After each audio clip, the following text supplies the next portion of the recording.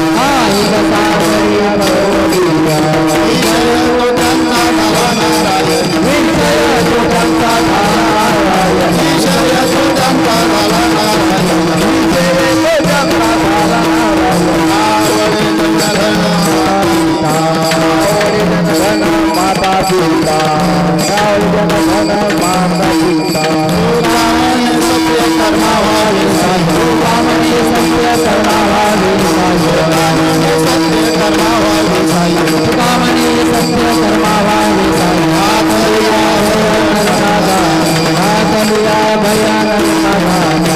दातलिया भयानक दादा विजय तो जन्म झाला नारायण जन्म झाला नारायण विजय तो जन्म झाला नारायण जन्म झाला नारायण माता पिता माता पिता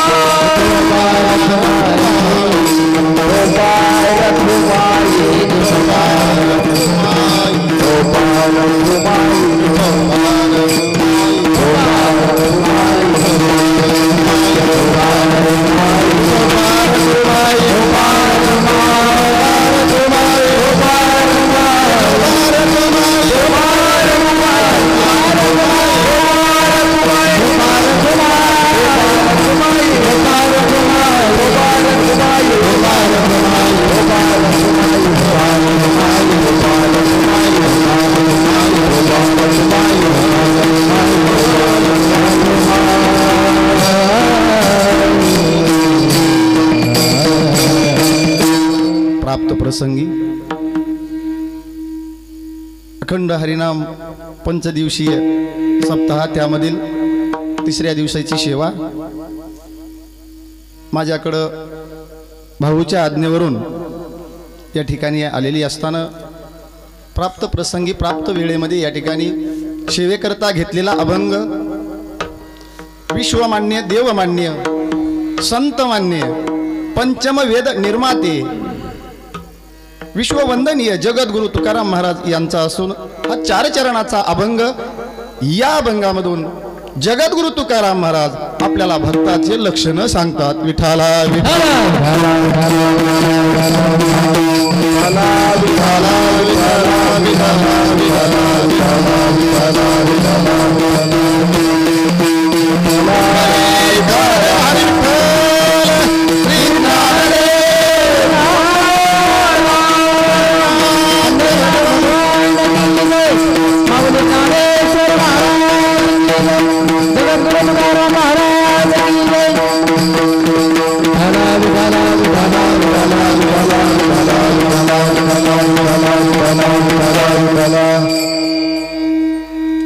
विश्ववंदनीय जगद्गुरु तुकाराम महाराज या अभंगामधून भक्ताचे लक्षण सांगत असताना कुणाविषयी कुणी बोलावं, अधिकार तैसा दावियेला मार्ग किंवा अधिकार तैसा करू उपदेश. त्याच्या पुढे महाराज म्हणले किंवा तुका म्हणे अंगे व्हावे ते आपण तरीच महिमान येईल कळो. संताचं वर्णन करायचं म्हणल्यावर संतच व्हावं लागते, भक्ताचं वर्णन करायचं म्हणल्यावर भक्तच व्हावं लागते. जगद्गुरु तुकाराम महाराजाचा काय अधिकार होता महाराज? जाळोनी संसार बैसलो अंगणी, बरोबर आहे का? किंवा संसाराच्या नावे घालून या शून्य वाढता हा पुण्य धर्म केला, अशी अवस्था ज्यांची होती, ज्यांचा अधिकार होता. काय अधिकार होता? अनु रेणू या थोकडा तुका आकाशा एवढा, किंवा ज्यांचं नाम घेतल्याच्या नंतर यमाला थांबावं लागत होतं. आहे का महाराज प्रमाण? तुकाराम तुकाराम तुकाराम तुकाराम तुकाराम तुकाराम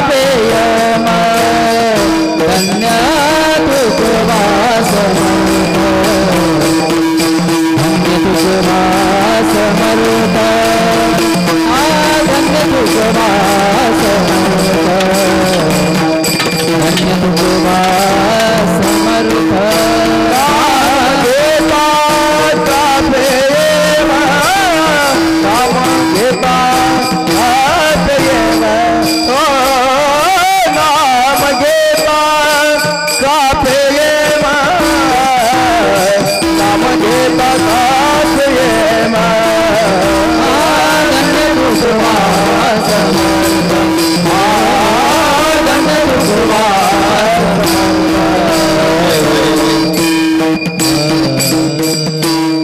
तुकाराम तुकाराम नाम घेता कापेयम धन्य तुकोबा समर्थ जेने केला हा पुरुषार्थ.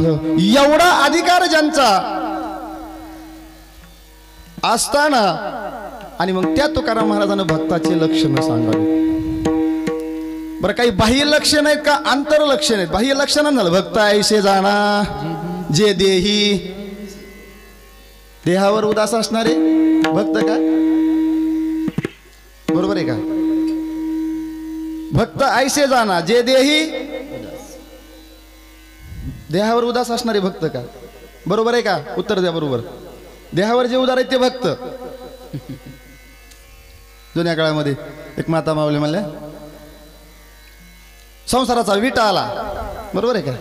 आणि संसाराचा विट येतोच पण म्हणण्यापुरता येतो, बरोबर आहे का? इकडं काकडीत म्हणत प्रपंच दुःख मूळ संसार चौकडे विंगळ विश्रांती नाही कोटे.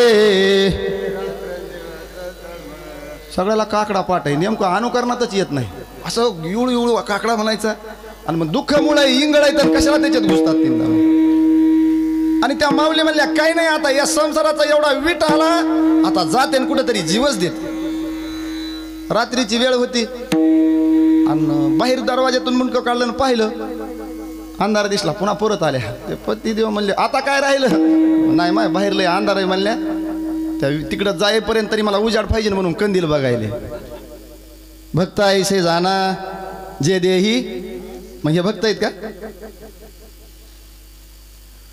जे देहावर उदार असतात ते भक्त असतीलच असं सांगता येईल, पण जे भक्त असतात ते देहावर उदास असतात. विठाला विठाला विठाला विठाला विठाला विठाला विठाला कुंडली कवरला हरी विठ्ठल श्री ज्ञानदेव भगवान. आपलं एकच काम आहे, लागून या पाया विनवितो तुम्हाला. करताली बोला मुखे नाम करताली बोला मुखे नाम करताली बोला मुखे नाम करताली बोला मुखे नाम. लागण्या पाया विनवितो तुम्हाला लागण्या पाया विनवितो तुम्हाला लागण्या पाया विनवितो तुम्हाला लागण्या पाया विनवितो तुम्हाला. करताली बोला मुखे नाम करताली बोला मुखे नाम करताली बोला मुखे नाम करताली बोला मुखे नाम. लागण्या पाया विनवितो तुम्हाला करताली बोला मुखे नाम करताली बोला मुखे नाम. लागण्या पाया विनवितो करताली बोला मुखे नाम करताली बोला मुखे नाम. लागून या पाया विनवितो तुम्हाला करटाई बोला मुखी नाम. विठ्ठल विठ्ठल मना वेळोवेळा हा सुख सोहळा स्वर्गी नाही. म्हणून विनंती, कीर्तनात बसल्याच्या नंतर हातानं टाळी मुखानं नाम, बरोबर आहे का? टाळी वाजवावी, नामस्मरण करावं कीर्तनामध्ये. मग इथं नाही टाळी वाजवली की देह दिला देवे भजना गोमटा तो या झाला फाटा बाधिकेचा. मग बाधिकेचा झाल्यावर काही उपयोग आहे का? म्हणून इथं जर टाळी नाही वाजविली तर त्या बाकी ते टोल नाक्यावर उभे आहेत का, मग तिथं टाळी वाजवायची वेळ येते. बरोबर आहे का? आपण नको तिथं टाळ्या वाजवतो. मग देह गोमटा दिलेला आहे, दिले इंद्रिय हात पाय, बरोबर आहे का? कान मुख बोला या वचन जेणे तू. मग नारायण जोडण्यासाठी जर हे दिले, आपण नारायण जोडला का काय जोडला? त्याच्यामुळे हे काही करू नका. माझी विनंती आहे, ज्या ज्या वेळेस मधलं भजन होईल त्या त्यावेळेस टाळी वाजवा, मुखाने नामस्मरण करा. बस मला बी थोडं वाटतं हे फुलं टवटवीत आहेत, बरोबर आहे का? नाही तर मग मुरझाया होया फुल बघितलं की मग ते मला वाटतं माझं बी काहीतरी होते काही. असो, महाराज या ठिकाणी सांगू लागले की भक्त ऐसे जाणा कैसे जाणा जे देही उदास. बरं, देहावर उदास कशामुळे आहेत? आपण देहावर उदास आहेत का? आपण देहावर उदास नाहीत ना. बघा यांचं तुमच्या भाऊचं ते उलटी मना हाणायला लागली. देहावर उदास नाहीत आपण. साधी मुंगी चावू द्या ना, हा मच्छर चावू द्या. आता ते निघल्यात बॅटपीट. नाही तर ते पहिले तर माणसं बसले की असं करायचे, हे बाप्पा आम्ही मला काय करतात ते म्हणले चावतंय ना. म्हणजे इतके आपल्याला देहाला देहाची आसक्ती. मग महाराज म्हणले भक्त ऐसे जाना जे देही उदास. कसे उदास? कबीरदास महाराज रस्त्यानं जात होते आणि जात असताना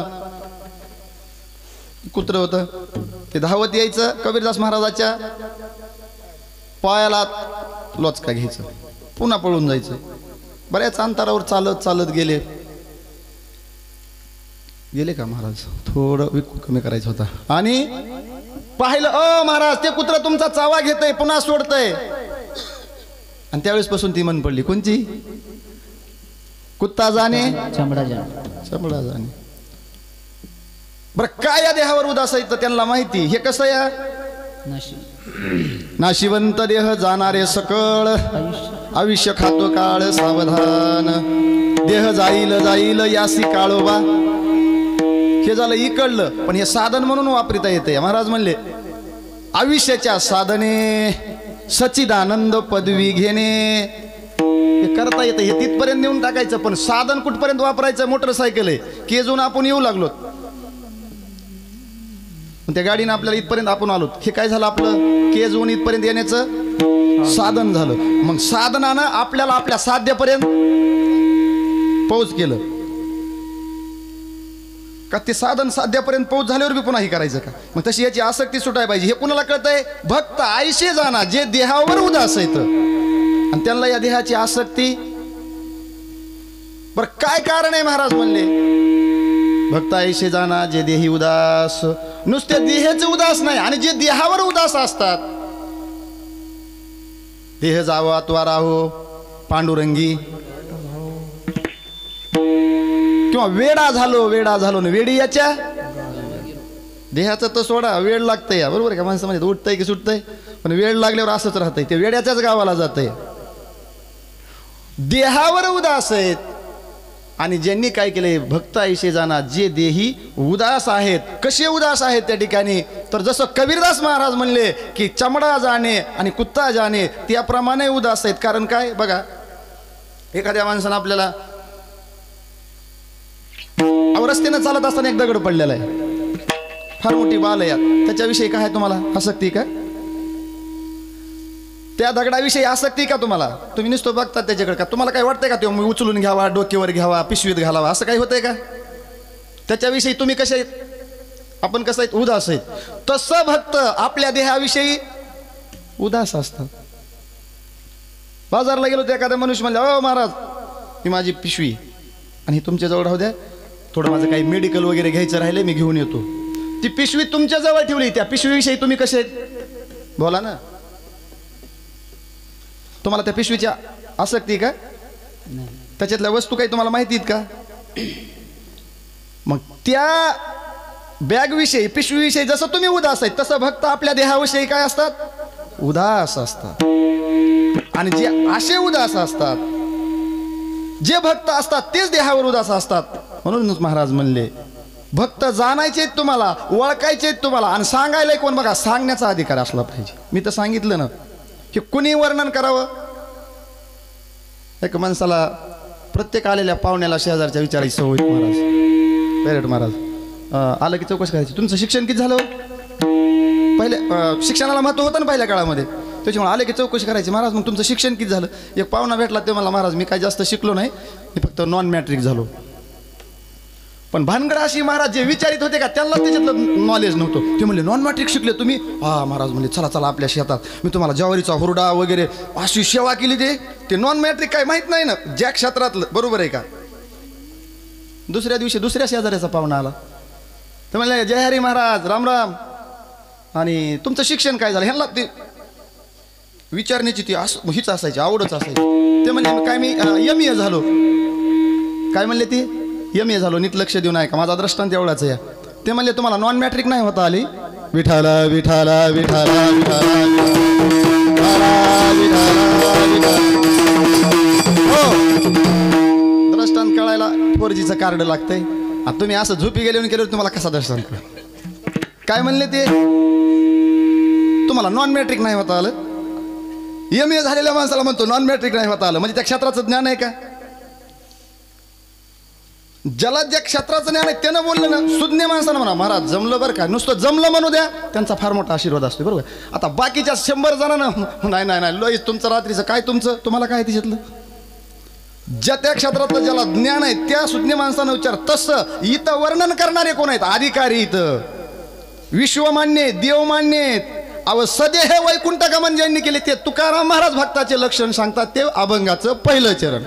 भक्ताईचे गाणा दे देही उल्हास, भक्ताईचे गाणा दे देही उल्हास, भक्ताईचे गाणा दे देही उल्हास, भक्ताईचे गाणा दे देही उल्हास, भक्ताईचे गाणा दे देही उल्हास, भक्ताईचे गाणा दे देही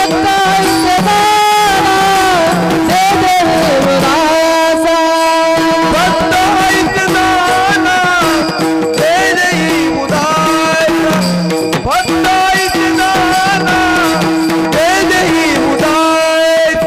गेल्याच्या भाषणे वारणे, गेल्याच्या भाषणे वारणे, विषय पदांचा झाला नारायण, विषय पदांचा झाला नारायण. गेल्याच्या भाषणे वारणे, गेल्याच्या भाषणे वारणे, विषय पदांचा झाला नारायण, विषय पदांचा झाला नारायण. भक्ताईशे जाणार जे देही उदास. पुन्हा काय केलं? गेले आशा पास निवारोने. या पाशातून तर कोणी सुटत नाही हो महाराज. सप्त पाश आहेत. अहमपास, दारापास, पुत्रपास, स्वजनपास, द्रव्यपास, आशा पास 7वा याच्यात बांधलेलो आहे. बाकी लोह काष्टाच्या साखळदंडानं त्या ठिकाणी लोह काष्टाने बांधिला मनुष्य तो सुटेल अनेक उपायाने, परंतु पुत्र पाशाने जो बांधिला मनुष्य तो कशानेही सुटत नाही. सुटतो का? पुत्रपाश फार अवघड आहे. जे महाराज सांगतात त्या माता माऊलीकडे एक गुण असतो बघा. मुलगा कसाही असू द्या, पुत्रपाश सांगायलो मी. पती पत्नी होते आणि एकुलता एक मुलगा होता. सर्व काही त्याच्यासाठीच होतं. पण भाऊ असं तो शेवटच्या टोकाला आला. तो म्हणला मग माझंच आहे ना. त्या आईला म्हणला दी तिजोरीच्या चाव्या. अरे ते म्हणले बाबा तुझंच आहे, तुझ्यापाशी राहिलं काय माझ्यापाशी? ते जमलंच नाही. क्रोधायमान झाला तो मुलगा आणि तिजोरीच्या चाव्या आई देत नाही म्हणून त्यानं आईवर असा शस्त्राचा वार केला. महाराज तिजोरीच्या चाव्या घेतल्या, पळून गेला. पती परमेश्वर जवळ होते बघा. ज्यांच्याबरोबर आपली जोड लावली का ते तर कडीला काढतात.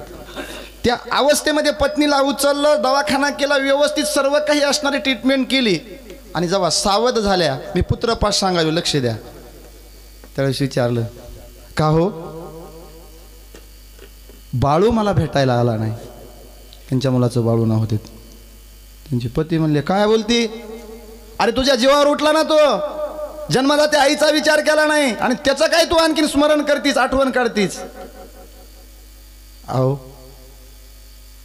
काही जरी असलं, त्यानं माझा प्राण हल्ला जरी माझ्यावर केला असला तरी आपल्याला मुलगा आहे म्हणून त्यानं माझ्यावर हल्ला केला. ज्याला नाही त्याचं काय करतात?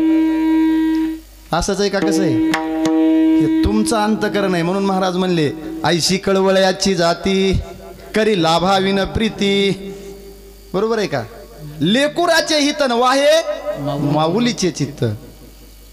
हे माऊलीच्या चित्तामध्ये लेकराचं हित असतंय. काहीही करू द्या, कसाही असू द्या, तरी मुलगा नुसतं आपण इकडे म्हणायचं बेटी बढाओ बेटी पढाओ बेटी बचाओ, फक्त म्हणायचं बरं का. आता सत्यानं सांगा, हात जोडून पांडुरंग रुक्मिणीच्या मंदिरात तुम्ही बसलेले आहेत माता माऊली, मी तुमच्या चरणाला हात लावून तुम्हाला एकच खरं तुमच्या मनातून तुम्हाला वाटतंय का मुलगी आपल्याला असावा म्हणून?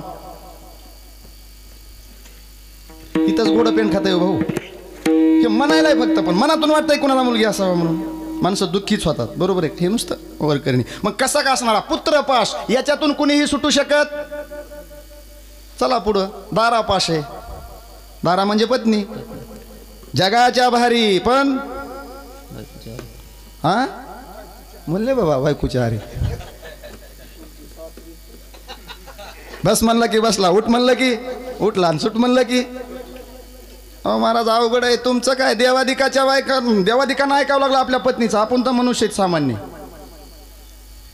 बरोबर आहे का? त्या वरी तिघ जण बसले होते, ब्रह्मा विष्णू महेश, आणि त्यांच्या विठाला विठाला विठाला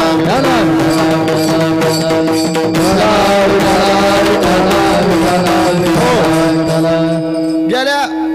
महादेवाच्या पार्वती महादेवाकडे गेल्या, ब्रह्मदेवाच्या सावित्री गेल्या, विष्णू नारायणाच्या लक्ष्मी गेल्या. म्हणल्या देवा, खाली मृत्यू लोकावर एका बाईनं फार मोठं सत्व मांडलंय. म्हणल्या तुम्ही काय, आम्ही देवाच्या बायका असून काय उपयोगाचं आहे आमचं? ते म्हणले असं हो.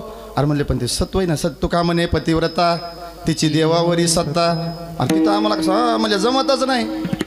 आणि ही कळ लावली होती नारद मुनीनं. म्हणले हो तुम्ही निस्त्या बायकात म्हणून मी उरवतात. म्हणले पण खाली बघा ती अनुसया, म्हणले तिच्या दारावरून कुणी असणारा विनमुख जात नाही.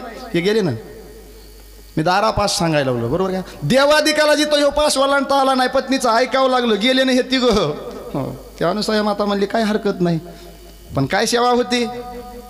मी तर सांगत असतो, या विश्वामध्ये कुठल्या मंदिरात जाऊ नका, कुठल्या देवाची पूजा तुमच्याकडून नाही घडली तरी नाही उद्या, पण पती परमेश्वराला जर तुम्ही देव मानत असाल, इकडलं सांगत नाही मी, आमच्या तिकडलं सांगतो. आता एक व्रत निघलंय बघा, तुमच्याकडे आहे का नाही की सोमवारी पांढरी साडी नेसायची आणि महादेवाची पूजा करायची. तुमच्याकडं नसल. घरातला महादेव म्हणतो ए मला जेवाय म्हणणं, तुमचं तर काय माय उठलं की सुटलं गिळायचंच पडतंय. कुणाला? चालू महादेवाला. आणि जाऊन बाई पूजा कुठं करते? दगडाच्या महादेवाची पिंडीची. आणि हेच वर्म आपल्याला जुळत नाही महाराज. हा दारापास कुणालाही जोडू शकत नाही. देव आले, पण त्या ठिकाणी काय व्हावं लागले, त्या पतिव्रतेची सत्ता देवावर असल्यामुळं लहान लहान बाळ होऊन पडावं लागलं. कारण पतिव्रतेसमोर बघा, एक तर साधूचं छळन होऊ नाही एक, आणि एखाद्या पातिव्रत्या माऊलीची दृष्टी कोपदृष्टी आपल्यावर पडू नाही दोन. आणि जर हे पडलं का, याच्यातून सुटकाच नाही महाराज. मी रामायणातला पुरावा देईन. जगज्जननी मातेला त्या ठिकाणी 6 महिने अशोक वाटिकेमध्ये जाऊन पडावं लागलं. त्याचं काय कारण होतं? कुणाचं छळन केलं होतं? म्या साधूशी छळले मज माझे कळले. आईसाहेब सीतादेवी म्हणल्या एका साधूचं मी छळन केलं. या लक्ष्मणजीला नको नको ते शब्द बोलल्या, कानात बोळे घातले, निघून गेले, प्रत्युत्तर नाही दिलं. पण परिणाम असा झाला, एका साधूचं छळन झाल्यामुळं 6 महिने वनवासात जाऊन पडावं लागलं. ज्यावेळेस राम जवळ होते त्यावेळेस सुवर्णाचं मृग दिसलं. या जीवाची तीच अवस्था आहे, हे रामायण सांगतं. या आईसाहेब सीतादेवीच्या जवळ प्रभू रामचंद्र होते त्यावेळेस सुवर्णाच्या मृगाकडे अभिलाषा धारण केली. आणि ज्यावेळेस सुवर्ण मागितलं त्यावेळेस जवळचे राम. हे सीतादेवीचं नाही सांगत, आपलं तसंच आहे. सुवर्ण सुवर्ण. मग लंका सोन्याची होती, तिथं जाऊन पडावं लागलं. पण तवा धावा कुणाचा केला? कधी भेटेल रघुपती सांग बा मजला मारुती. काय म्हणले? हे हनुमंता, माझी रामाची कधी भेट होईल? कधी? सोन्याच्या लंकेत गेल्यावर रामाची ओढ लागली. आणि जेव्हा राम जवळ होते तेव्हा सोन्याची ओढ लावली. ही सामान्य जीवाची अवस्था आहे. विठ्ठल विठ्ठल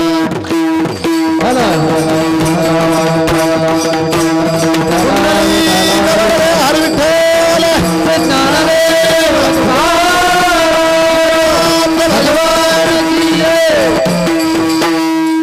दारापाश कोणीही सुटू शकत नाही याच्यातून. अहमपाश मी पण अहम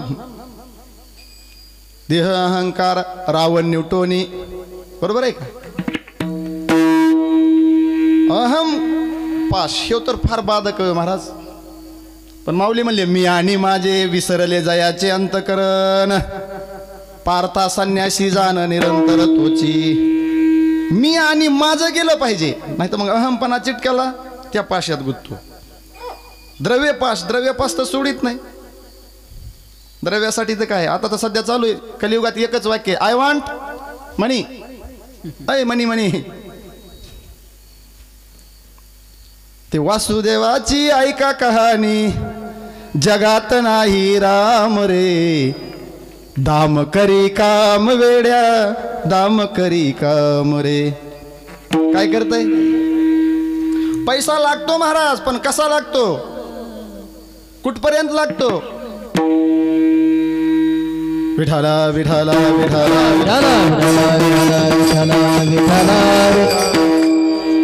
एक माता माऊली होत्या आणि माझ्यासारखा महाराज होता. आमच्या तिकडल्या बरं का इकडल्या नाही. आणि तिकडे गेल्यावर इकडलं सांगायचं नाहीतरी कीर्तनकारला काय असतं या. तिकडे गेलं की इकडलं आणि इकडं आलं की तिकडलं. ते म्हणलं महाराज मला उपवास आहे मग काहीतरी फराळाला घेऊन या. माझ्यासारखं एक येडा असेल ते गेलं आणि 1 डझन केळी घेतली. महाराज केळी घेतल्यावर काय करावा 1 डझन केळी घरी घेऊन यावा. त्या केळीवाल्याला म्हणलं कशी डझन आहे म्हणले 40 रुपये आणि सोलून द्यायचे म्हणले त्याचे 10 रुपये घे 50 रुपये म्हणले. 1 डझन केळी सोलून घेतली महाराज टाकली कॅरी बॅगमध्ये.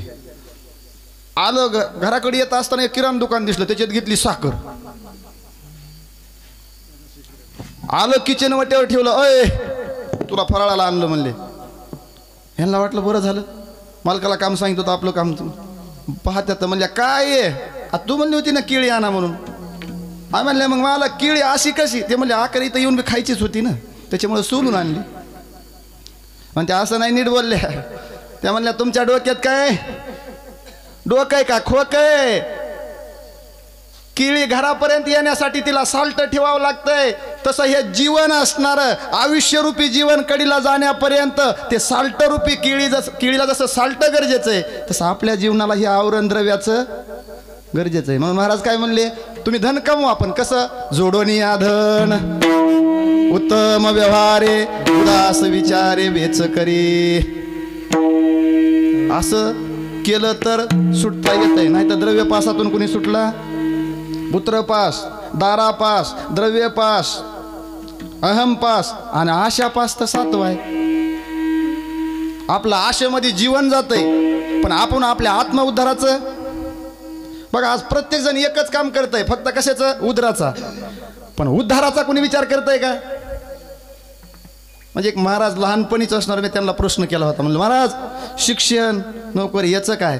मला त्यावेळेस त्यांनी उत्तर दिलं होतं ज्यावेळेस त्यांचं 9वीचं वय होतं त्यावेळेस ते म्हणले मामा शिक्षणानं नोकरीनं फक्त उदराचं भागन पण जन्मजन्मीच्या आत्मउद्धाराचं काय भानगडे. म्हणून स्वतःचा असणारा त्या ठिकाणी काय केला त्याग केला महाराज त्यावेळेस ते प्राप्त होत असते.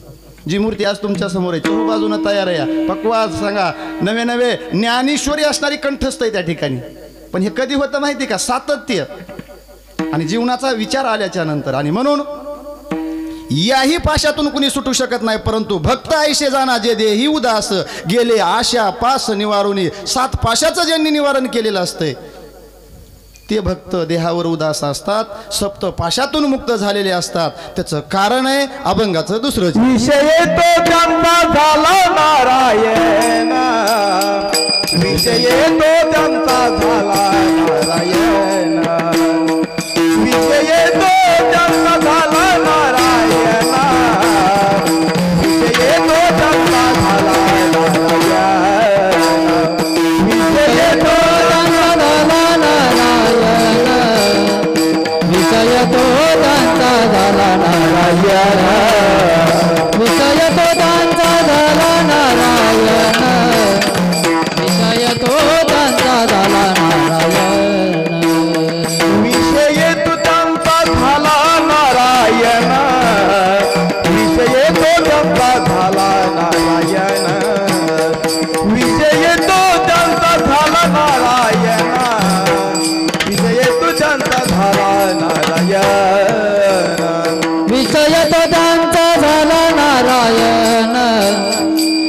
विषय तो त्यांचा झाला नारायण विषय तो त्यांचा झाला नारायण विषय तो त्यांचा झाला नारायण नवाडे जनधन माता पिता नावडे जनधन माता नावडे जनधन माता पिता नावडे जनधन माता पिता नावडे जनधन माता पिता नावडे जनधन माता पिता विषय तो त्यांचा झाला नारायणा विषय तो त्यांचा झाला नारायणा विषय तो त्यांचा झाला नारायणा विषय तो त्यांचा झाला नारायण नावडे जनधन माता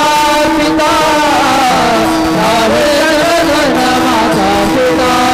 नावडे जनधन माता पिता नावडे जनधन नावडे जनधन माता पिता नावडे माता पिता नावडे जनधन माता पिता विषय तो त्यांचा झाला नारायण विषय तो त्यांचा झाला नारायण विषय तो त्यांचा झाला नारायण विषय तो त्यांचा झाला नारायण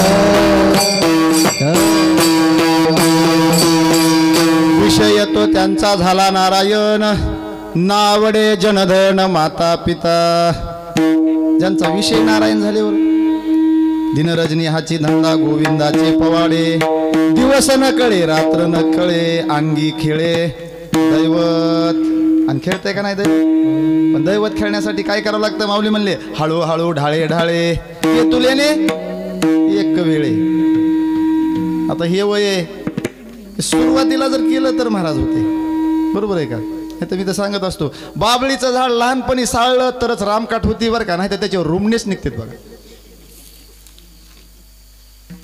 बरोबर आहे का नाही पुन्हा काही उपयोग होत नाही वेळूचा दांडा असतो विळू असतो बघा तुम्ही तो वला आहे का तोपर्यंत जर त्याला पिळविलं का तो पालखीला दांडा जमतो महाराज कुठेही उपयोगाला येतं ते लाकूड आणि एकदा जर ते वाढलं तर ह्याकडेच त्याकडे भंगच होतं या आणि विळू काय पुन्हा कशाला उपयोगाला येत हे लहानपणीचे संस्कार पुढं कामाला येतात बरोबर आहे का आणि त्यावेळेस विषय व्हायला असं असणार पण त्याच्यात माते पितेचंही लागतं या धन्य माता पिता तयाची या आपुलिया हिता जो असे जागता हे काळाची गरज आहे महाराज हे संस्कार तो नक्की आपल्या कुळाचा उद्धार करेल कुळामध्ये एक तरी असणारा सात्विक वर्तन करणारा सत्कर्म करणारा धर्माचं आचरण करणारा संस्काराची जोपासना करणारा जर मुलगा असेल तर त्या कुळाचा नक्कीच उद्धार होतो आणि म्हणून ज्यांचा विषय नारायण झालेला असतोय मग देवाशिवी तर काय आवडू नये पण आपलं कसं आहे आपल्याला देव आवडतो का नाही आपल्याला देवच आवडतो ना आपल्याला देव आवडतो का देवच आवडतो याचं उत्तर दे मला तुम्ही म्हणा प्रत्येक उत्तर आम्हाला प्रश्न विचारा तुम्हाला कशाला उभा केलं इथं असंच का आपल्याला देव आवडतो पण देवाबरोबर बरंच काही आवडत आहे बरोबर आहे का भक्ताईचं तसं नसतंय त्यांना फक्त देवच आवडतो बाकी काही आवडत नावडे जन धन माता पिता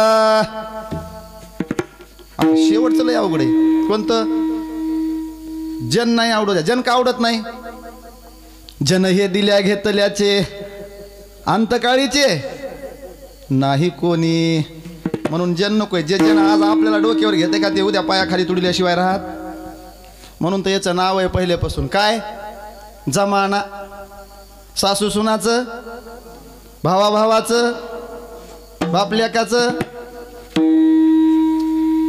चुलत्या पुतण्याचं सरपंच सरपंचाचं चेअरमन सरपंचाचं पाटील सरपंचाचं कुणाचंच कुणाशी जमाना म्हणून याचं नाव जमाना असंच आहे का आणि म्हणून ना आवडे जन धन का आवडत नाही धनाच्या पाठीमागं 15 अनर्थ सांगितले महाराज धन इतकं सोपं वाटतंय काय तुम्हाला हां हां धनासारखं तर काही नाही रात्र रात्र पुन्हा गोळ्या खाऊन झोपा येत नाहीत देह हे काळाचे, धन कुबेराचे, तेथे मनुष्याचे. काय तिथं मनुष्याचं? देह हे काळाचं या, एक दिवशी हे काळाचं खाद्य या, हे नाशिवंत आहे, हे जाणार आहे, त्याच्यामुळे त्याच्यावरती आसक्ती नाही. पण धन सध्या काय कुबेराचं आहे महाराज, त्याच्यामुळे धन नको म्हणले. ना आवडे त्यांना काहीच आवडत नाही. कारण जे चित्त असतंय, या चित्तामध्ये ज्यावेळेस परमात्म्याचं वास्तव्य होतं का, त्यावेळेस या चित्तावरची सर्व आस निघून जाते. चित्ती नाही आस त्याचा पांडुरंग दास. पांडुरंग कुणाचाही दास होतो का? देव झाला व दास, भक्ताचा दास झाला. पण कोण्या भक्ताचा झाला? ज्यांच्या चित्तामध्ये आसच नव्हती. बरोबर का गोरोबा काका? अहो, माती तुडवीत असताना स्वतःच्या मुलाला तुडवून काढलं. किती देहावर उदास आहेत. पत्नी धावत आली, पाहिलं. गोरोबा काकाला जाते वेळेस सांगितलं होतं, महाराज मी पाण्याला जाते, त्याच्याकडे लक्ष ठेवा. ते रांगत रांगत यांचं चालू होतं पांडुरंग हरी, पांडुरंग हरी. देहाची विदेह अवस्था व्हावं लागते. आपली देहाची विदेह अवस्था होत, आपल्याला टाळ्या वाजवा म्हणलं की आपण बघतो तिकडे कोणी वाजवित आहे का, आपण देहावर का उदास व्हा. आणि त्या अवस्थेमध्ये ते मूल कधी पायाखाली आलं, कधी गोरोबा काकाच्या पायाखाली गेलं, काही स्मरण. सर्वस्वपणाची भक्ती, टोकाची भक्ती गोरोबा काकानं पांडुरंग परमात्म्याला अर्पण केली. म्हणून ते भक्त काय म्हणायचं, चित्ती नाही आस त्याचा पांडुरंग. भगवंत त्याचं दास्यत्व करतो, पण भक्ताची भक्ती त्या अधिकाराची लागते, भक्त तो अधिकाराचा लागतोय. आणि म्हणून म्हणले, इथं भक्ताला जन आवडत नाही, धन आवडत नाही. नावडे जन धन माता पिता. आता माता पिता कुणाला आवडले नाहीत? कुणाला आवडले नाहीत? अय रामायणाचार्य आहेत का इकडं कुणी? डोळपुडे महाराज इकडं कुणी नाही रामायणाचार्य? आईचा त्याग कोणी केला? भरतानी केला. पित्याचा त्याग प्रल्हादांनी केला. आणि बंधूचा त्याग विभीषणजीनं केला. का केला हो? पण कोणत्या आई वडील आवडत नाहीत? जे परमात्म्यामध्ये आणि आपल्यामध्ये जे आडवे येतात, पडदा निर्माण करतात, अडचण निर्माण करतात, ते ना आवडे माता पिता, ते आई वडील आवडत नाहीत. त्याचं काय कारण आहे मग महाराज? यांना धन आवडत नाही, जन आवडत नाही, माता पिता आवडत नाहीत. आणि एवढं म्हणल्यावर यांचं महाग पुढं कोण सांभाळ करतो म्हणले? निर्वाणी गोविंद असे मागे निर्वाणी गोविंद असे मागे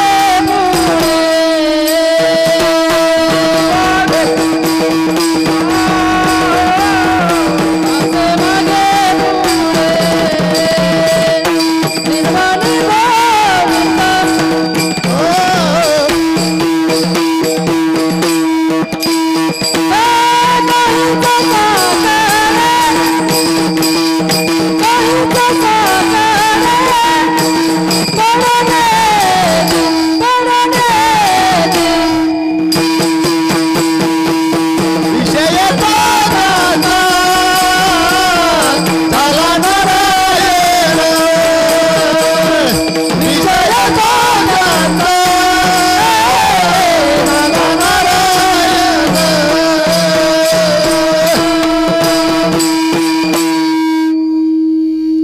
काहीच साकडे पडोने दे. वा, धन्यवाद पंचाळ महाराज. मग ज्या भक्ताची ही अवस्था झाली, यांना जगातलं धन आवडत नाही, जन आवडत नाही, माता पिता आवडत नाहीत, ज्यांचा विषयच नारायण झालेला आहे, आणि मग देवासाठी एवढं केल्यावर देव येत नाही? आला का नाही तो? एका बाईने धावा केला, कोठे गुंतलासी द्वारकेच्या राया, वेळ का सखया लावीला. पण अधिकार होता बरं का, अगोदर अर्पण केलं होतं. घेसी तेव्हा देशी ऐसा अससी उदार तू. देवा अगोदर काहीतरी घेतो. भाजीचं पान दिलं तर तिथं मदत केली, या बाईनं कुठं मदत केली ती माहिती का देवाचे? सुदर्शन चक्रानं बोट कापलं आणि मग सख्खी बहीण जवळ होती आणि मानलेली बहीण जवळ होती. आता कलियुगात ते लागू होते बघा हे महाभारतातलं उदाहरण. मग ती सुभद्रा हुडकीत शोधू लागली महाराज, हे कपाट उघडती ते कपाट उघडती का, ही झरीची या ही बुट्ट्याची या, कोणतीचा पदर फाडू कोणतीचा पदर फाडू. माझ्या द्रौपदी मातेनं काहीच पाहिलं नाही, डोक्यावरचा पदर होता पण त्याची चिंदी फाडली आणि देवाच्या बोटाला बांधली. पण देवानं असं प्रश्न केला द्रौपदी मातेला, द्रौपदी स्त्रीनं डोक्यावरचा पदर फाडू नये. त्यावेळेस द्रौपदी मातेनं उत्तर दिलं, देवा अरे ज्या दिवसापर्यंत डोक्यावर पदर ठेवायचा का नाही ठेवायचा हे ज्याच्या हातामध्ये, त्याला चिंदी बांधायला मी कशाला विचार करू डोक्यावरच्या पदराचा आणि पायावरच्या पदराचा. याचं नाव भक्त या. अशी टोकाची भक्ती द्रौपदी मातेनं केलेली होती. आणि म्हणून ते वस्त्रच देव झाला. वस्त्रहरणे वस्त्रे कैसी झाली माऊली. बरोबर, कौरवे पांचाळी सभे माझी आणली. काही पाहिलं नाही पण तशाही वेळेत माझ्या द्रौपदी मातेची मदत भगवंतानं केली. कारण चित्ती नाही आस त्याचा पांडुरंग दास तर होतोच महाराज, पण भक्त आईसे जाना कैसे आशी. आणि ज्यांनी या सर्व गोष्टीचा त्याग केलेला असतो त्याच वेळेस निर्वाणी गोविंद असे मागे पुढे काहीच साकडे पडोने दी. त्याच्या पुढं माऊली सांगतात, पायुक पाठीशी घातीला आपण पुढता राहिला. अर्जुनाला पाठीमागे घातलं, सारं तत्व केलं, रथ हाकला देवानं. पण अर्जुनाचा अधिकार काय होता? अर्जुन जर निद्रा करत असले, झोप घेत असले तर केसातून रोम रोमातून श्रीकृष्ण गोविंद हरे मुरारी हे नाथ नारायण वासुदेव असा आवाज येत होता महाराज. ज्यांचे रोम जर तिथं श्रीकृष्ण श्रीकृष्ण म्हणत होते, काय ती टोकाची भक्ती असेल. आणि म्हणून ज्यांचा विषय नारायण झाला अशा भक्तासाठी भगवंत निर्वाणी गोविंद त्यांच्या मागेही राहतो पुढेही राहतो. द्रौपदीच्या पाठीमागे राहिला, अर्जुनाच्या पुढे राहिला, मागे पुढे उभा राहे संभाळीत. गाद निवाराया योगक्षमतेचे जाणे जड भारी वाट दावी करी. योगक्षम सर्व काही भगवंत त्यांचं चालवतो, पण तसा भार त्याच्यावर घालावा लागतो. घालून या भार अशी अवस्था ज्यांची, ज्या भक्ताची का त्यांचं सर्व काही काहीच साकडे. भक्तावर आलेले संकट टाळतो कारण त्याची ब्रिदावळी, भक्ता राखे पायापाशी दुर्जनाशी संवारी. आणि म्हणून अशा अवस्थेमध्ये किंवा अशा भक्तांचं त्या ठिकाणी म्हणले काय करतात, भगवंत सर्व असणारे साकडे दूर करतात. त्याचं कारण आहे यांना या विश्वातलं कुठल्याच गोष्टीविषयी आसक्ती नसती आणि ज्याच्या चित्तामध्ये आस नसती अशा भक्तासाठी निर्वाणी गोविंद असे मागे पुढे काहीच साकडे पडोने दी. आज्ञा होती त्याप्रमाणे मी इथपर्यंत, म्हणजे गाडी उशिरा निघाली पण वेळेवर पोहोच करणार भाऊ, बरोबर आहे का? त्याच्यामुळे जसं जमलं तसं 3 चरणाचा भावार्थ इथपर्यंत मांडण्याचा प्रयत्न केला.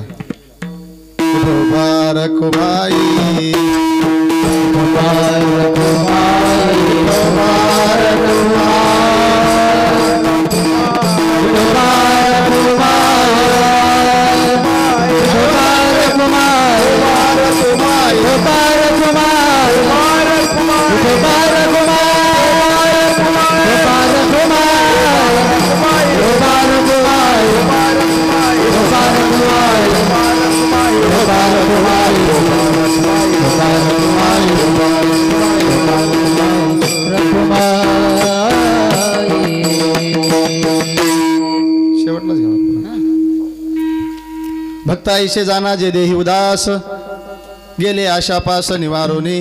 विषय तो त्यांचा झाला नारायण नावडे जनधन माता पिता. निर्वाणी गोविंद असे मागे पुढे काहीच साकडे पडोने दे. विषय तो त्यांचा झाला नारायण, नावडे जनधन माता पिता. 3 चरणाचा भावार्थ इथपर्यंत पूर्ण केलेला आहे, आलेला आहे. राहिलेल्या 1 चरणाचा भावार्थ आपण राहिलेल्या वेळामध्ये त्याचं चिंतन करण्याचा प्रयत्न करू. विठ्ठल विठ्ठल विठ्ठल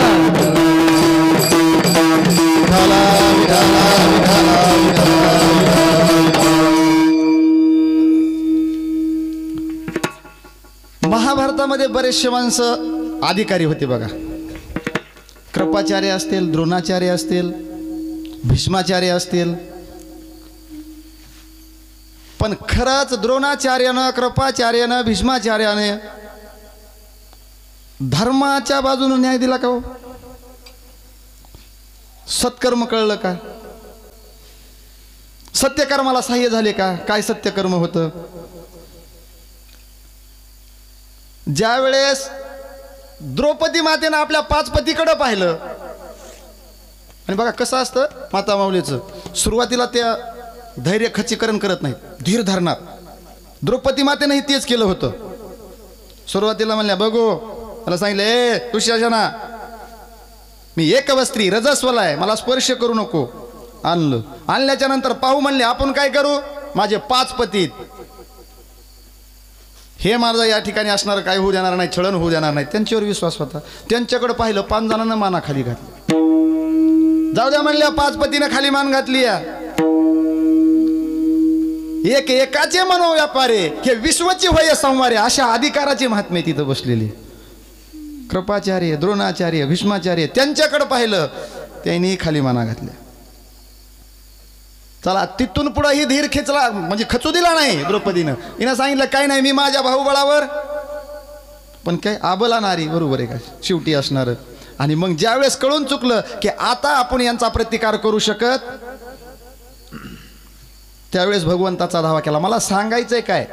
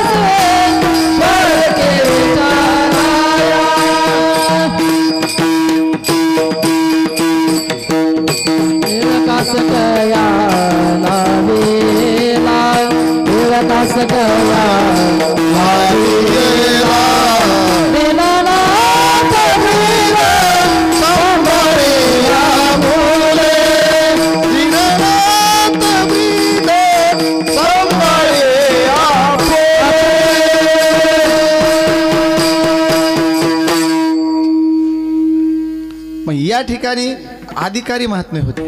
काय करायला पाहिजे होतं, सत्य पाहायला पाहिजे होतं. पाहिलं का?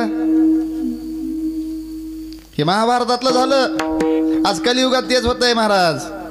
आजही भीष्माचार्यासारखे माणसं आहेत अधिकाराचे, आणि समोर अधर्म जरी झाला तरी बोलत नाहीत, खाली माना घालतात. हे महाभारतापासून चालत आलेलं आहे.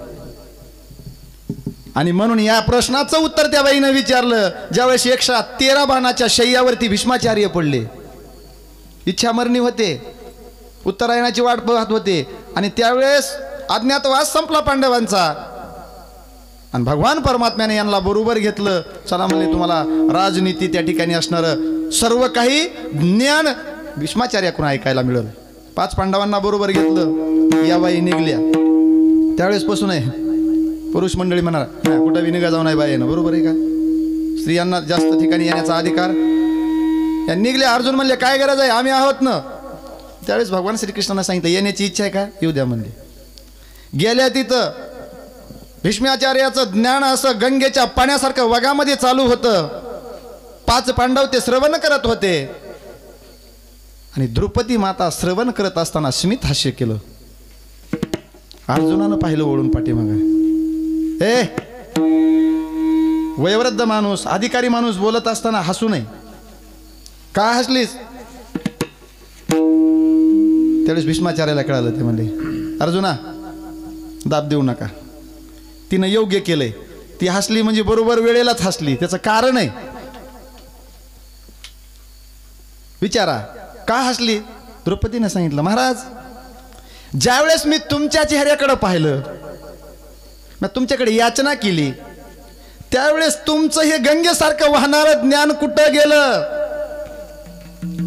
आज तुमच्या मुखातून गंगेच्या पाण्याप्रमाणे हे ब्रह्मज्ञान तुम्ही सर्व माझ्या पाचपतीला देऊ लागला, त्यावेळेस हे ज्ञान तुमचं कुठं गेलं? भीष्माचार्य म्हणले, पण बघा अडचणीत सापडलं का महात्मा असू द्या नाही देव असू द्या, त्याला बरोबर त्या ठिकाणी न्यायच करावा लागतो. भीष्माचार्यानं सांगितलं, बरोबर आहे द्रौपदी तुझं, त्यावेळेस मी नाही न्याय करू शकलो. त्याचं कारण होतं माझ्या शरीरामध्ये मी दुष्टाचं अन्न ग्रहण केलं होतं, त्याचं रक्त माझ्या शरीरात होतं आणि म्हणून ते रक्त मला न्याय नीती करू देत, म्हणून त्यावेळेस मी तुला सहकार्य करू शकलो नाही. पण आज बाणाच्या 113 बाणाच्या शय्यावरती पडल्यामुळे माझ्या शरीरातलं या दुष्ट अन्नातलं तयार झालेलं सर्व रक्त नाहीसं झालंय आणि म्हणून आज मी हे शुद्ध ज्ञान या ठिकाणी पांडवांना देत आहे. भीष्माचार्यानं उत्तर दिलं. मला त्याच्या पुढे जाऊन सांगायचंय, सत्कर्माला सहाय्य झाले का? इथं महाराज सांगतात, तुका म्हणे सत्य कर्मा व्हावे साह्य.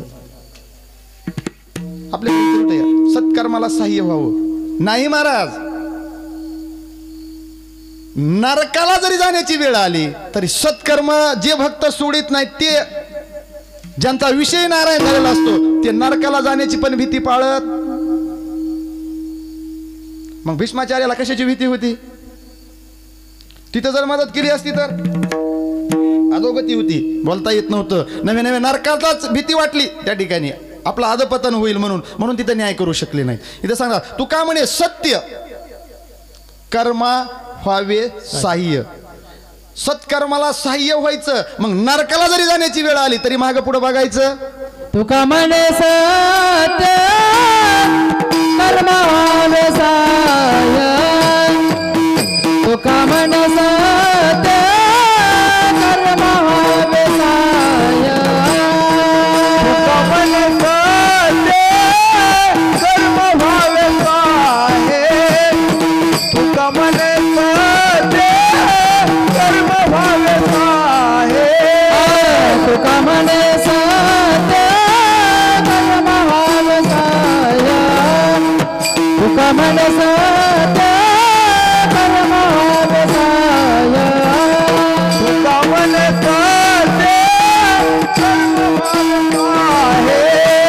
तुका म्हणे सत्य कर्म व्हावे साह्य. गौतमिया भाया नरका जाणे.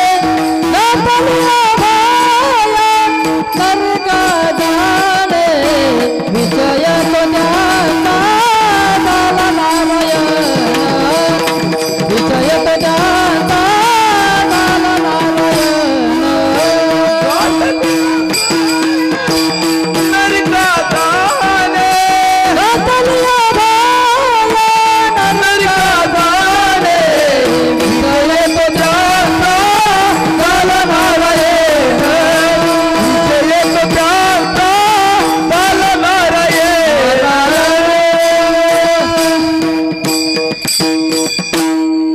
ज्यांचा विषय नारायण होतो ते नरकाला जरी जाण्याची वेळ आली तरी सत्कर्म सोडत नाही. आपला नियम सोडत.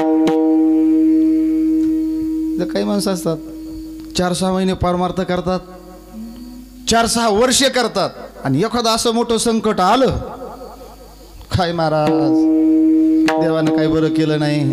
बरं तू जगातला एकटाच आहेस तुझं बरं करायला, बरोबर आहे का? पडता जड भारी नियमन टळे निर्धारी. आपला नियम टळू द्यायचा काही असेल, परिस्थिती अनुकूल असेल प्रतिकूल असेल, मी भक्ताचं सांगायला, ते भक्त सोडत याच्यावर काय घेऊन बसले. तुमची परिस्थिती अनुकूल असू द्या प्रतिकूल असू द्या, नित्य नियमनामी ते प्राणी दुर्लभ, लक्ष्मी वल्लभ तयाजवळी.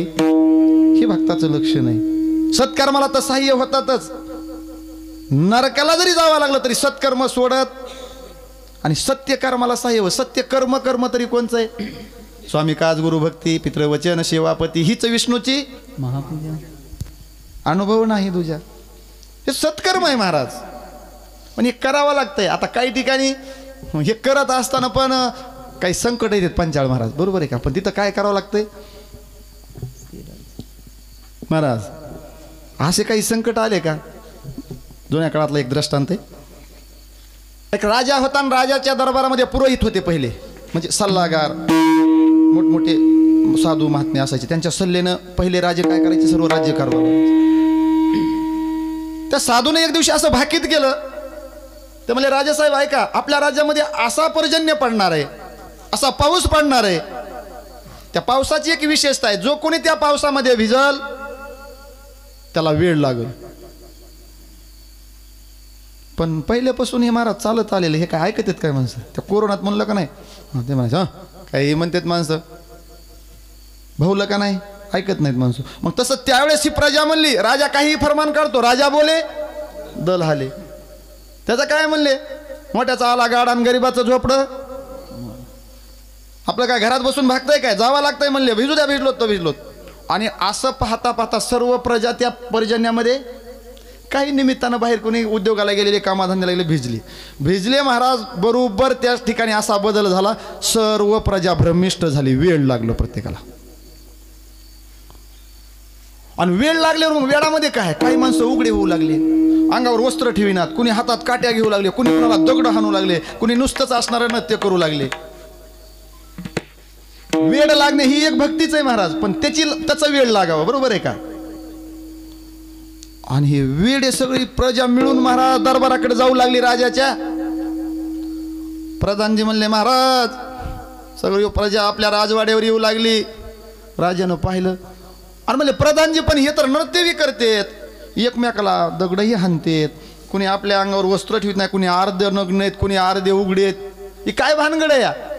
प्रधानजी म्हणले बघा बा, मी तर लपून बसतो. महाराज म्हणले तसं जमत नसतं. आता एक काम करा, हे वेळ आहेत ना, मी सांगितलंय मग 4Gचं कार्ड लागते. असे संकट आल्यावर काय करावं लागते त्याच्यासाठी मी दृष्टांत द्यायला लागलो. हे वेळ आहेत ना प्रधानजी, धारानं ताल म्हणले आणि आपण बी यांच्या बरोबर नाचावं लागतंय. तवा आपला जीव तसं इथं जेवढे मनुष्य जन्माला आलेत ना तेवढे कामाचे आहेत, बरोबर आहे का? कुणाला वेळ म्हणू, आपलं कार्य साध्य करून घ्यायचं असतं. अहो प्रधानजी नाचू लागले, राजा नाचू लागले. मग हे म्हणले यांना बी वेळ लागलाय, म्हणले काय हरकत नाही, हे बी आपल्यासारखेच वेळ आहे, चलू द्या, असं म्हणतात का नाही माणसं? आणि लय आपण असं जामजुम मध्ये राहा, टापटीप, कुणी वडू नाही, कुणी फेडू नाही, बरोबर आहे का? तू त्याला वडायला पुढं बघून चला तुम्ही, एकदा होऊ द्या, दोनदा होऊ द्या, त्याला डौचल्याशिवाय राहणार नाहीत. आणि त्यानंच एक बार महाग गिरका हाणू द्या, भागण्यावाले की शाबास, बरोबर आहे का? इतके माणसं, पण हे करावं लागतंय महाराज. आणि मग तसं या राजानं मला काय सांगायचं, असे संकट भक्तावर येतात तरी पण सत्कर्म सोडायचं. तिथं शक्ती चलत नाही, तिथं युक्ती नका व्हाय ना. विठाला विठाला विठाला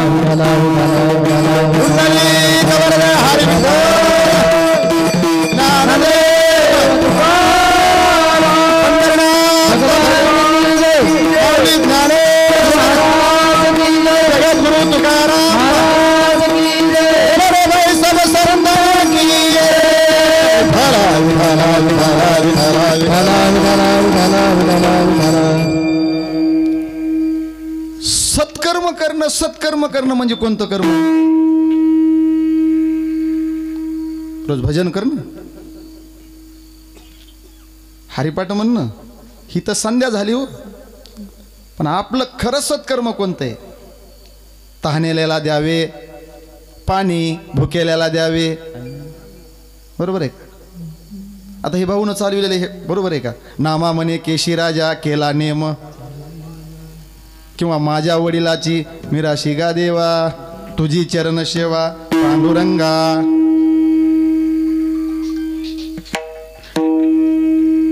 त्या न्यायाप्रमाणे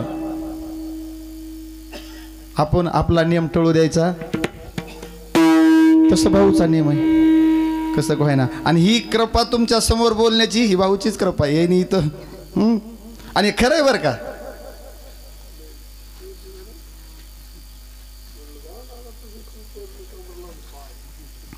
हे होतं महाराज, हे घडतं आपल्या शब्दानं.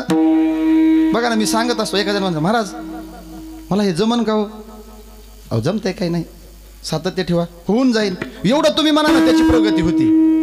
नाही तर आपल्याकडं तर चालू काय अभंग म्हणलात, तुमचा सूरच लागला नाही, तुम्हाला जमलंच नाही. ते म्हणते महाराज हे तुमचा टाळ, हे तुमचा विना, आणि तुम्ही तुमचंच बघा, येईना तिकडं, आम्हाला काही गरज. शोकांती काय महाराज, गावोगावची आहे, एकाच गावची नाही. आज ही तरुण मंडळी इकडं वळायला तयार नाही. याचा कुणी होतं कुणी घ्यायचंय, ही काळाची गरज आहे. त्याच्यामुळे सर्वाला घेऊन चला, एकमेका सहाय्य करू, अवघे धरू सुपन, सकळाशी येते आहे अधिकार, कलियुगी उद्धार. यारे यारे लहान थोर, याती भलती नारी नर. याच्यासाठी हा धर्म मंडप आहे, हा नाम यज्ञ, हा अन्नदान यज्ञ. आणि ते भाऊकडून पांडुरंग परमात्मा, कारण करून तरी काय घेणार नाहीत. इथं असणाऱ्या माऊली दादा सारख्याच या ठिकाणी असणारं काय झालेलं आहे, त्यांच्या कृपा आशीर्वादानं हे सर्व या रोपट्याची सुरुवात आहे. इवले से रोप लाविले द्वारी, त्याचा वेलू गेला मोगरा फुलला, मोगरा फुलला, फुले वेचिताची कडू, अशी अवस्था होती. पण ती कृपादृष्टी तशी असावा. तसं हे तुमच्या पुढं जे उभा राहिलेलं मॉडेल आहे, हे भाऊनच उभा केलेलं आहे. पण ते एवढंच झालं, भाऊनी पाण्यात ढकललं, पण पुन्हा उलसे पाय हलवीत राहिलो. आणि माणसानं हात पाय हलवी जावात, बरोबर आहे का? आणि जिथं हलवायचे तिथंच हलवी जावत. विठ्ठल विठ्ठल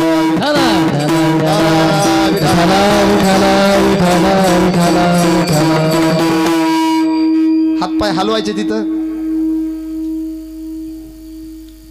आता अन्न मान धन हे तो प्रारब्धाधीन, हे सर्वाला ज्ञात आहे, बरोबर आहे का? प्रपंच होत असतो, परमार्थ करावा लागतो. पण आपलं नेमकं उलट होतंय महाराज. एक माझ्यासारखा जावाई होता इथं, दोन्ही सासरेत म्हणून सांगायला लागलो. आणि ते निघालं सासरवाडीला, पण जाता वेळेस असणारा एक डेरा लागला.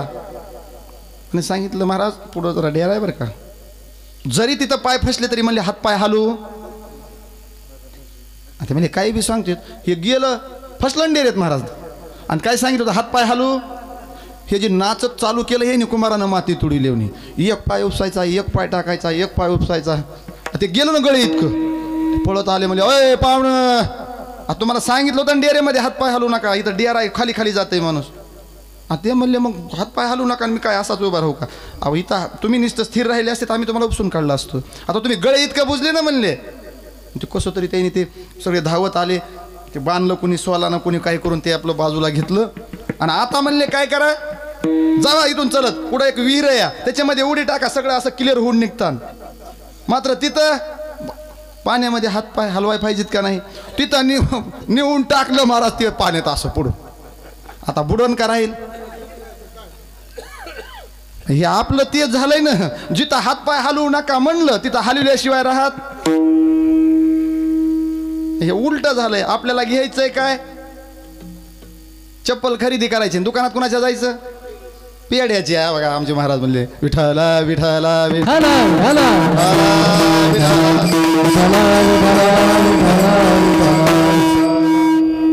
अन्न मान धन हे तो प्रारब्धा अधीन. दिवसाची सुरुवात झाल्याबरोबर आपल्याला आज दिवसभर कुठलं अन्न मिळणार आहे, आपला कुठं मान होणार आहे, कुठं अपमान होणार आहे, आपल्याला कुठलं धन मिळणार आहे, हे प्रारब्धाच्या अधीन असतं. बघा प्रारब्धाची वाडेमान, प्रारब्धाची जोडे धन, हे सर्व प्रारब्धानं घ्यावं लागतं. तिघजण भाऊ होते, लहानाचे मोठे झाले, आणि मोठे झाल्यावर काय असतंय, हम दो हमारे दो, बरोबर आहे का? आणि मग तसं त्यांचे विवाह सर्वाचे झाले, लग्न कार्य झाल्याच्या नंतर आता ते म्हणले, ते आलेले सांगतात ना पुन्हा, त्या म्हणल्या महाराज आता मी प्रारब्ध सांगायला लागलो आणि त्यांच्या वाटण्या झाल्या, सर्व असणारं व्यवस्थित वाटलं, पण एक आंब्याचं झाड राहिलं. आणि आंब्याचं झाड राहिल्यावर तिघजण म्हणले, एक जण म्हणला माझ्या वाटणीत आहे, म्हणजे माझ्या शेतामध्ये. दुसरा म्हणला मी लावलेलं आहे, तो लावलेलंच पण वाटणी माझ्याकडे आली ना म्हणले. आणि तिसरा तर म्हणला आपलं तर काय घेणं ना, पण योगा असा झाला, त्या आंब्याला आंबे आलेले होते, ते आंबे उतरले, त्याच्यावर मोजून आंबे 160च निघले. किती?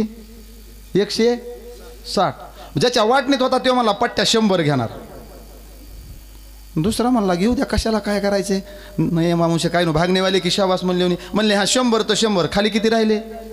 दुसरा म्हणला पट्ट्या 50 घेणार. तिसरा म्हणला जाऊ द्या 50 तर 50, आपल्याला वाट्याला राहिले तेवढे 10. पण भानगड अशी झाली, घरी गेली की त्या म्हणल्या अय ये आता आंबे इतके महाग विकतेत म्हणल्या. हां 100वाला बाजारात, 50वाला बाजारात आणि 10वाला बाजारातच गेला ना, बसू देतात काय ते. हां नाही. आणि महाराज त्या ठिकाणी विकायला बसले, 100 ज्याला आंबे वाटून गेलते ते म्हणले रुपयाला एक आंबा, रुपयाला एक आंबा. किती झाले? 50 वाले म्हणले 2 रुपयाला एक आंबा, 2 रुपयाला एक आंबा. हे दोघं झाले ना मोकळे, पण पाऊस पडलेला होता, 10वाला राहिला. ते मला आपलं साधलं, हे ना 10 रुपयाला एक लावला. किती झाले?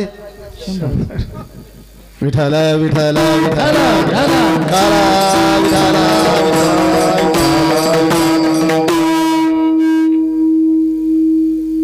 जेथे जावे तेथे कपाळ सरीसे. याच्यातलं कुठं प्रारब्ध आपण घेऊन आलेलो, ते प्रारब्धानं घडणार आहे महाराज. आपण नुसतं इथं पात्र करण्याचं कार्य आहे. तसं हे संतांना माहीत असतं, हे भक्तांना माहीत असतं, म्हणून ते सत्कर्म सोडत प्रपंचामध्ये गुंतत नाहीत. इतर आपल्या चित्तावरती बाकी कुठल्या गोष्टीची आसक्ती येऊ देत. आणि अशाच भक्तांना जगद्गुरु तुकाराम महाराज त्या ठिकाणी भक्त ऐसे जाणा जे देही गेले आशा पास.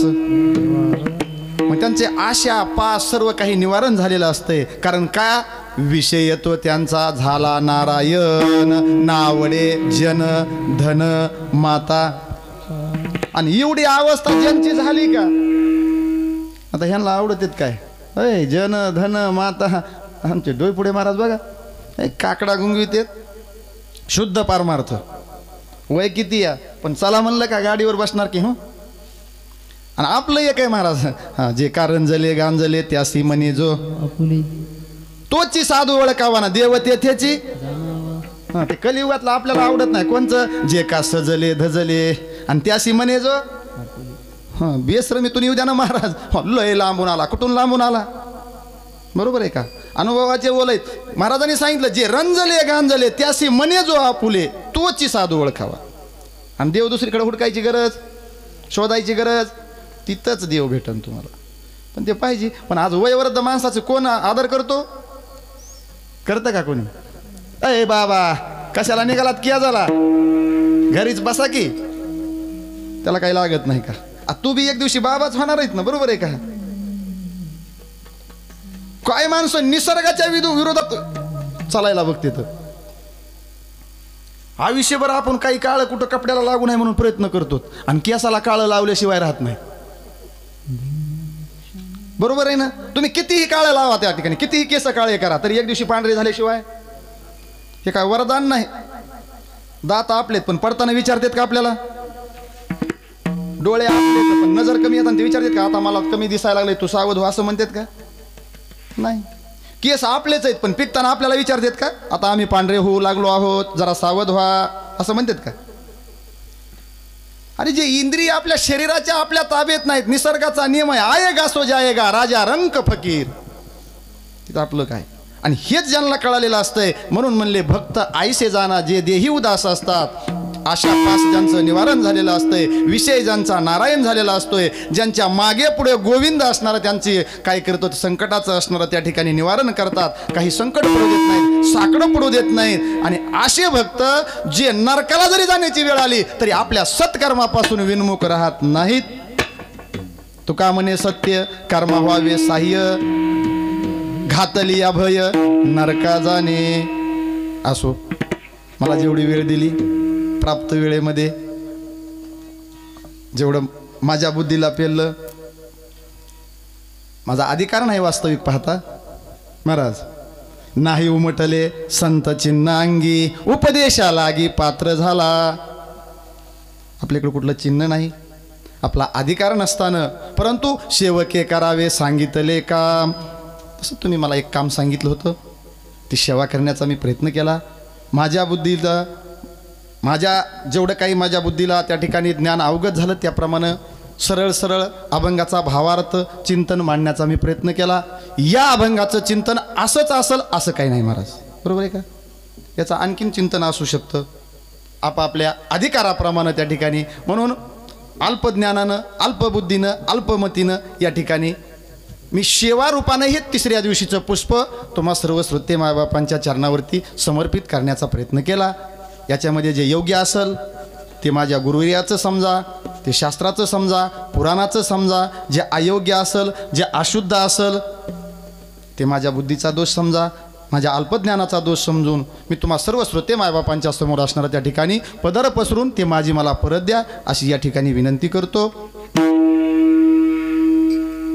ज्ञानेश्वर माऊली ज्ञानराज माऊली तुकाराम, ज्ञानेश्वर माऊली ज्ञानराज माऊली, जय जय ज्ञानेश्वर माऊली ज्ञानराज माऊली तुकाराम, जय जय ज्ञानेश्वर माऊली ज्ञानेश्वर माऊली ज्ञानराज माऊली, ज्ञानेश्वर माऊली ज्ञानराज माऊली.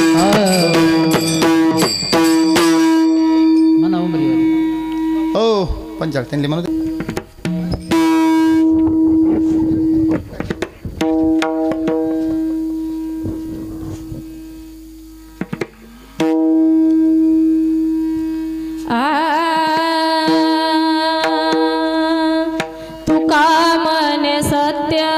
खाली बसा उठू नको.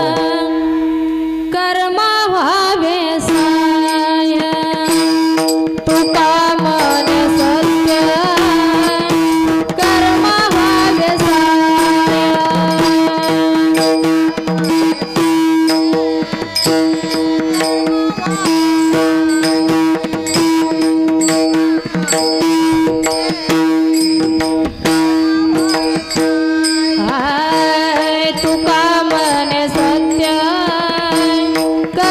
व्हावे